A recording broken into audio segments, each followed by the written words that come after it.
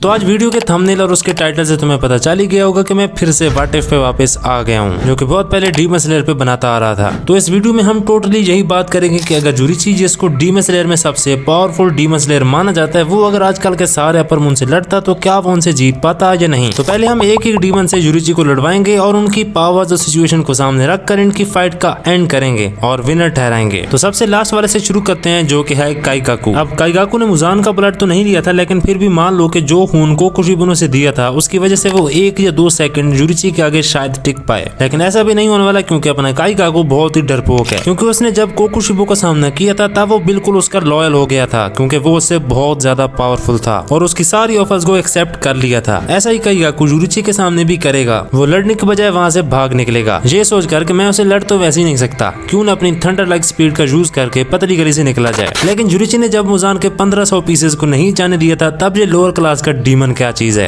ये भी उधर मारा जाएगा। नेक्स्ट आता है upper moon 6 Daki and Gyutaro. As we all know, Gyutaro Daki की बॉडी में होता है और वो तभी अपीयर होता है जब दाकी लूजेस हर ऑल पावर्स, और ये तब होगा जब इस जैसा अपोनेंट दाकी के सामने आके खड़ा होगा। उससे पहले कि मैं ये बताऊं कि दाकी का क्या रिएक्शन होगा, उससे पहले ये सुन लो कि एनिमे के अंदर जब दाकी को मुजान के सेल से जुरिची वाली मेमोरीज आती हैं तो वो बिल्कुल शॉक हो जाती है, और अब जब ये बंदा रियल में इसके सामने आके खड़ा होगा तब इसके क्या एक्सप्रेशन होंगे वो तुम्हें खुद ही पता है। तो जुरिची के लिए दाकी को मारना just like a piece of cake है, बट उसी वक्त ग्योतारो भी एंट्री ले लेगा, जिसको देखकर तेंगन उजाई ने भी उसको उधर ही मारने का फैसला किया था। लेकिन जुरिची ऐसा नहीं करेगा। इसका रीजन ये कि जुरिची एक बड़ा कोल्ड माइंडेड पर्सन है। वो पहले चीजों को ऑब्जर्व करता है, उसके बाद फिर जाके कोई एक्शन लेता है। हाँ, वो बात भी ठीक है कि जुरिची को इस बात का भी पता होगा कि इन दोनों डीमन का सर एक साथ ही काटना है। लेकिन जुरिची को तेंगिन की तरह इतनी जल्दी नहीं पड़ी होगी, क्योंकि जुरिची को अपने आप पे बहुत यकीन है कि अगर इस साले को 2-3 सेकंड भी छोड़ दिया जाए तो भी कोई टेंशन की बात नहीं है। लेकिन ग्योतारो को इतना हल्का भी ना लेना, क्योंकि उसकी एक स्लैश बंदे को मार भी सकती है और उसकी मूवमेंट को स्लो भी कर सकती है। अगर तुम्हें समझ नहीं है तो मैं पॉइजन की बात कर रहा हूँ। और तो और ग्योतारो की रीजनरेशन पावर भी काफी ज्यादा है, तो टाइम लगेगा लेकिन इतना नहीं। अब जाते हैं नेक्स्ट अपर मून की तरफ, जो कि है ग्योक्को। तो तुम्हारे ख्याल में क्या जुरिची के ब्रीथिंग स्टाइल का मुकाबला ग्योक्को के ब्लड डीमन आर्ट से हो सकता है या नहीं, क्योंकि उसके पास इमेंस रीजनरेशन और फ्लैश मैनिपुलेशन की पावर भी है। इसी के साथ उसके पास मोल्टिंग ट्रांसफॉर्मेशन भी है, जिसमें वो बहुत सारे वेज का यूज करके टेलीपोर्ट भी हो सकता है, और वो जिस किसी भी चीज को टच करेगा वो फिश में चेंज हो जाएगी। इसलिए उसके साथ क्लोज रेंज से फाइट करना किसी आम मशीरा के लिए डेंजरस प्रूफ भी हो सकता है। और हाँ, ग्योक्को से लड़ने के लिए बहुत ज्यादा स्पीड भी चाहिए होगी, जो कि हमारे जुरिची के पास है ही। तो मुझे नहीं लगता कि जुरिची मून 5 की पावर को नोटिस करने के बाद कोई टाइम वेस्ट किए बगैर उसे मिली सेकंड में मार डालेगा। अब देखो, जुरिची ने अपना काम मिली सेकंड में ही कर दिया, तो तुम भी अपना काम 2 सेकंड में कर दो, सब्सक्राइब और लाइक का बटन दबा के। ओवरऑल जो बात थी ग्योक्को से लड़ते हुए वो थी स्पीड, जिसे मूचरो ने डीमन स्लेयर मार्क को अनलॉक करने के बाद गेन की थी। लेकिन जुरिची के पास तो ऑलरेडी मार्क है, तो मुझे नहीं लगता कि इससे भी 1-2 सेकंड में।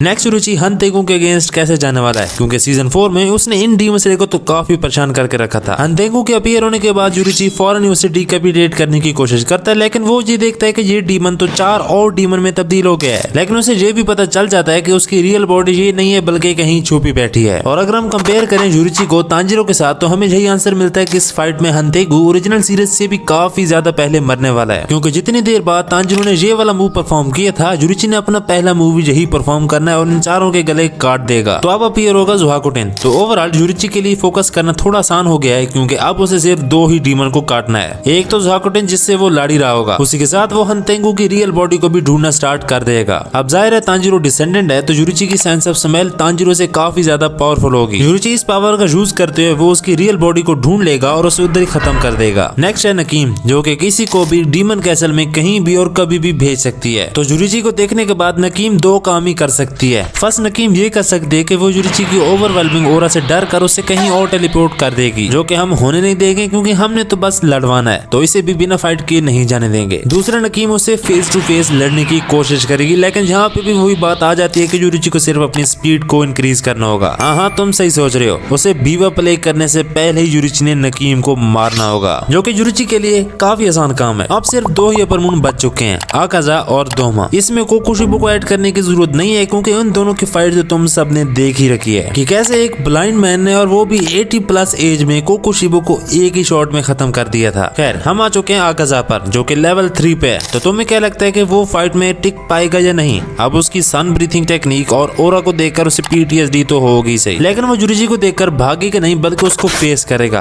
क्योंकि आकाजा ने ये खुद कहा था कि वो सिर्फ स्ट्रॉन्ग पीपल से लड़ता है, तो जहाँ पे उसकी ख्वाहिश पूरी हो जाएगी। अब वैसे तो आकाजा को एक ही एडवांटेज था, वो था रीजनरेशन, लेकिन एक चीज तुम मिस कर रहे हो जो कि है रेड निचरिन ब्लेड, जिसका यूज होता हुआ हमने काफी मर्तबा देखा है, और जिस किसी को भी ये पड़ती है तो उसकी रीजनरेशन एबिलिटी कम हो जाती है, मतलब स्लो डाउन हो जाती है। वैसे आकाजा को किसी ने अभी तक मारा नहीं है, मतलब बिल्कुल खत्म नहीं किया, वो तो उसने खुद को ही अपने अटैक से मार दिया था। ऐसे में जुरिची को बस उसको बहुत सारे पीसेस में कन्वर्ट करना होगा, क्योंकि गर्दन उड़ाने से तो वो मर नहीं सकता, इसलिए जुरिची के पास यही ऑप्शन बच जाता है। अब आ चुके हैं लास्ट पे जो कि है दोमा, जिसके बारे में मैं कुछ भी एक्सप्लेन नहीं करने वाला क्योंकि तुम सबको दोमा का वीक पॉइंट पता है, और वो है केयरलेसनेस। इसी का फायदा उठाकर जुरिची को सिर्फ एक ही फास्ट मूव परफॉर्म करना पड़ेगा, जिससे दोमा तो अपना ब्लड डीमन आर्ट दिखाने से पहले ही निकल जाएगा। मैं अगेन कह रहा हूँ कि चैनल को सब्सक्राइब कर दो, क्योंकि आगे जाकर तुम्हें बहुत अच्छी वीडियोस मिलने वाली हैं, और अगर वीडियो थोड़ी लेट आ रही है तो समझ जाओ कि कुछ गड़बड़ है, लेकिन फिर भी इस डिफिकल्ट सिचुएशन में तुम्हारा भाई तुम्हें अच्छी वीडियोस प्रोवाइड करता रहेगा।